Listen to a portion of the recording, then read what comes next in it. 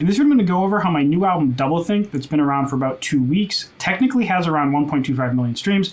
We'll go over that in a sec, but I also am going to go over how I'm promoting the album on streaming services differently, and kind of how that's different from promoting just a single. So anyways, first let's talk about how the whole 1.25 million streams in 2 weeks thing, because technically it's true, but it's also very much not true. So I want to show you how that works. So this album has been out since April 29th. You can see that right there, and I'll zoom in a little bit. And it has all-time streams of 1.25 million streams. And some people were asking me about this, which I've kind of explained before in my Waterfall release strategy, which you can check out there in the little pinned thing. And the way this works is that I released 12 out of the 19 songs in this album as singles over the past 2 years. And so the way that you release an album, if you're releasing singles, is you link them with the ISRC code. So on DistroKid, if you have at least a Musician Plus plan or above, you can manually put an ISRC code. So like 12 out of these 19 songs already came out. So that's how, like, immediately the day my album came out, it had 1.2 million streams, right? So that's how that aspect works. And I don't know in terms of like algorithm stuff, if that's how they factor the lifetime streams of singles when you put them on an album. I think everything is kind of essentially considered fresh in a way, but they also take into account that it's released. But I want to point out another data thing before we jump into the Facebook ad promotion side of things. Let's look at my audience for a second. We're going to go to the engagement tab so we can see my saves for my entire profile.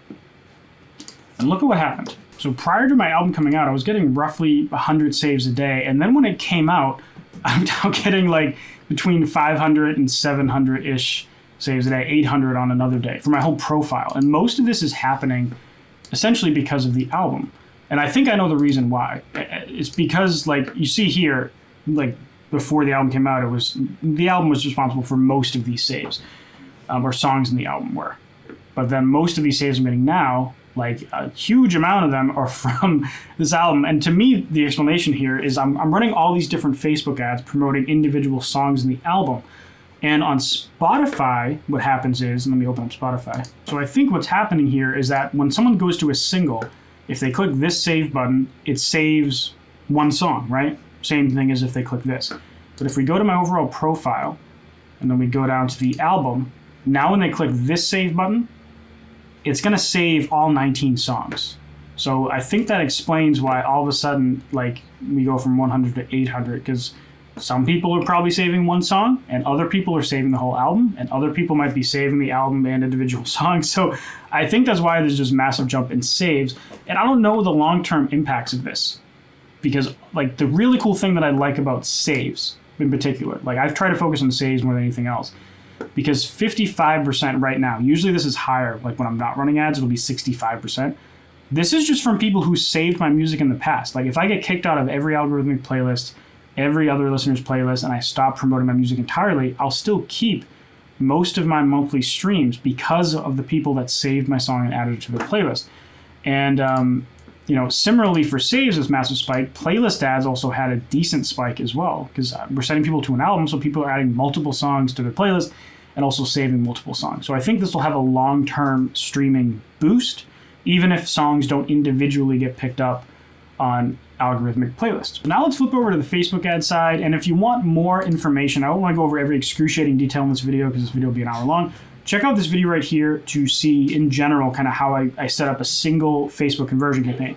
The 5-second pitch is that you are running Facebook conversion campaigns and you're sending people to a landing page with a pixel on it so you can track conversions. So now looking at the Facebook ads here, we have 2 general campaigns, so far so good, Tier 1 and Tier 2. If I go inside of one of these, we have several ad sets. This is also fairly normal.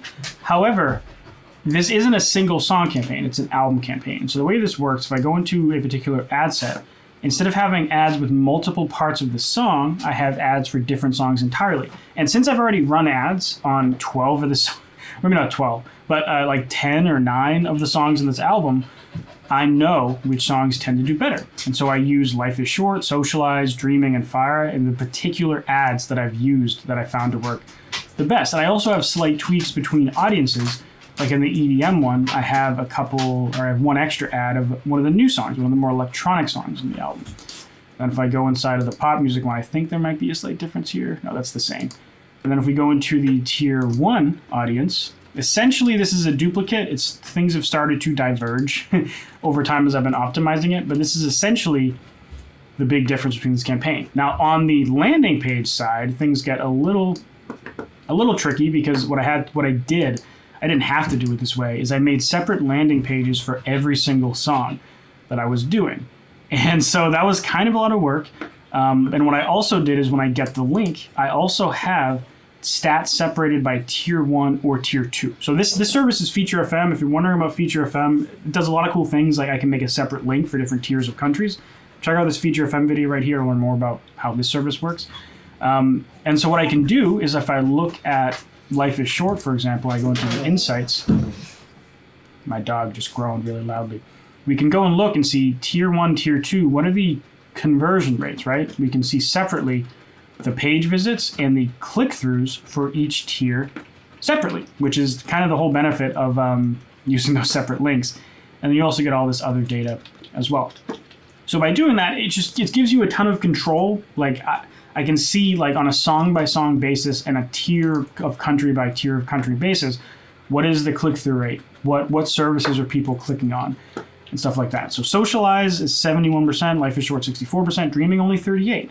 And I'm not using all of these. Like this one I'm not using, but this one I am using. So, this gives me more data to tweak things around. And this is only slightly different from a song campaign, right? It's just, instead of using parts of the song, I'm using different songs. Instead of using one link, I'm using several links, and I'm using separate country tier tracking so that I have a little bit of extra data granularity to figure out what's going on. So if you want to see more about how we use Facebook ads to promote my music on Spotify, you can check out this video right here that I mentioned earlier. But I also have an organized and up-to-date course right down here that you can check out as well. Anyways, thanks for watching, and I'll see you next video. Bye.